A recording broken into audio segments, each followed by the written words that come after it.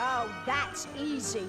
Times have changed. Our kids are getting worse. They won't obey their parents. They just want to fart and curse. Should we blame the government or blame society? Or should we blame the images on TV? No, blame Canada.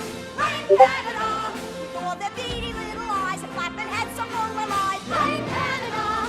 Blame Canada. We need to form a full assault. It's Canada's fault. Don't blame me for my son Stan. He saw the darn cartoon and now he's off to join the clan. And my boy Eric once had my picture on his shelf, but now when I see him it tells me to fuck myself. Well, blame Canada.